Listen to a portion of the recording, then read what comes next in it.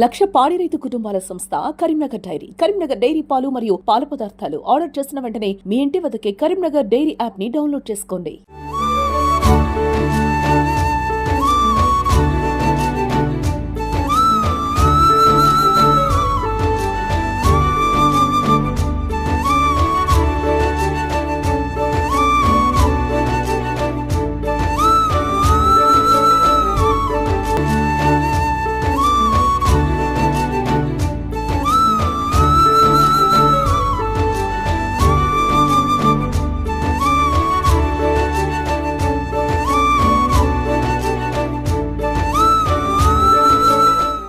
Hello everyone, welcome to Suman TV. First of all Suman TV ప్రేక్షకులందరికీ హృదయపూర్వక ఉగాది శుభాకాంక్షలు. ఉగాది అంటేనే కొత్త ఆరంభం, కొత్త ప్రారంభం. ఎన్నో ఆశలతోటి ఉగాదిని ప్రారంభిస్తారు. తెలుగు వారి న్యూ ఇయర్ అనేదే ఉగాది. సో ఈ ఉగాది సందర్భంగా కరీంనగర్లోని ఎంతో ఫేమస్ అయిన టెంపుల్ శక్తిమాత టెంపుల్. కరీంనగర్లో ఎంతో ఫేమస్ అయిన టెంపుల్ మహాశక్తి టెంపుల్. ఈ టెంపుల్లో గురువు గారితో మాట్లాడి మరికొన్ని విషయాలు ఉగాది సందర్భంగా ప్రత్యేకతలు ఏంటో తెలుసుకుందాం. నమస్కారం గురుగారు. శ్రీమాత్రే నమః. సర్వమంగళ మాంగళ్యే శివే సర్వార్థసాధికే శరణ్యే త్రయంబకే దేవి నారాయణి నమోస్తుతే. గురువు గారు, మొదటిగా మీ పేరు చెప్పండి. వానమామలై వంశీకృష్ణమాచార్యులు. 2026 ఉగాది ఎలా ఉండబోతుంది? పరాభవనామ సంవత్సరం యుగాది, యుగానికి ఆది ఉగాదిగా మారింది. ఈ ఉగాది విశేషం ఏమిటంటే, ఈ సంవత్సరాధిపతి అంటే గురువారం నాడు ఈ సంవత్సరం మొదలైంది కాబట్టి గురువు అధిపతి. కాబట్టి గురువు ఎప్పుడు కూడా రాజ్యాన్ని సుభిక్షంగా మరియు రాజ్యాన్ని చాలా ప్రశాంతంగా నడపడానికి ప్రయత్నం చేస్తాడు. అలాగే చెడు మీద విజయాలు సాధించడానికి దోహదపడుతుంది ఈ సంవత్సరం. ఈ సంవత్సరం పరాభవం అంటే ఓడిపోవడం, ఓటమి అని అర్థం. అంటే అది చెడు ఓడిపోవడం కావచ్చు, మంచి ఓడిపోవడం కావచ్చు, కానీ మనము చెడు మీద గెలవాలి అనే ఉద్దేశంతో ఈ సంవత్సరం మొదలు పెడితే ఈ సంవత్సరం మనలో ఉన్న కష్టాలు అవన్నీ కూడా పరాభవం చెందుతాయి. దుఃఖాలు, కష్టాలన్నీ పరాభవం చెంది మనకు సుఖశాంతులు ప్రసాదించాలని మనం కోరుకొని ఈ సంవత్సరాన్ని మొదలు పెట్టాలి.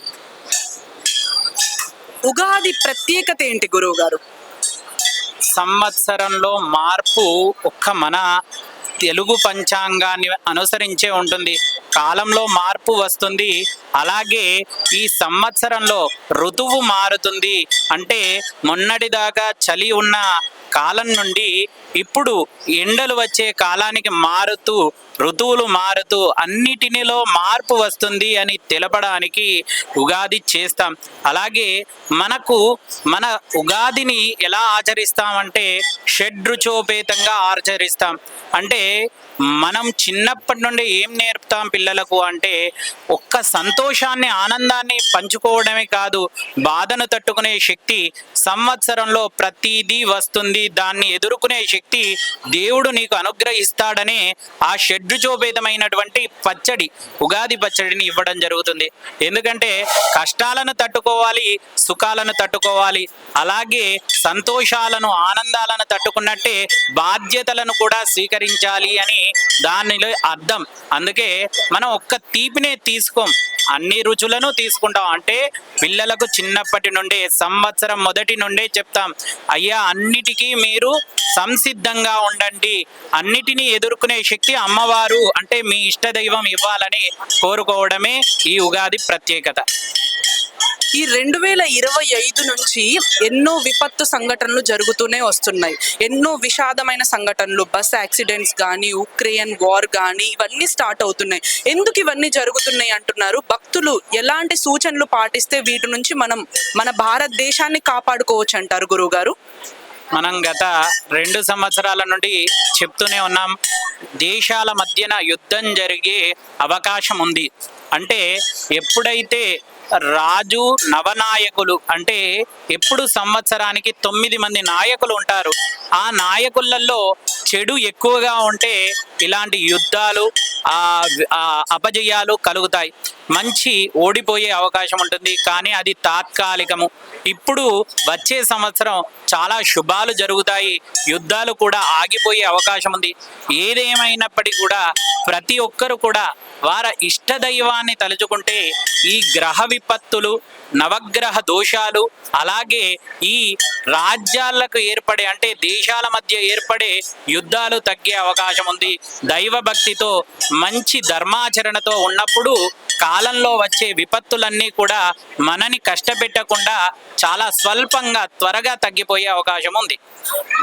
ధన్యవాదాలు గురువు గారు, ఎంతో చక్కగా చెప్పారు. కొత్త సంవత్సరం అందరికీ కొత్తగా ప్రారంభించాలని కోరుకుంటూ సుమన్ టీవీ తరపున మీకు ఉగాది శుభాకాంక్షలు.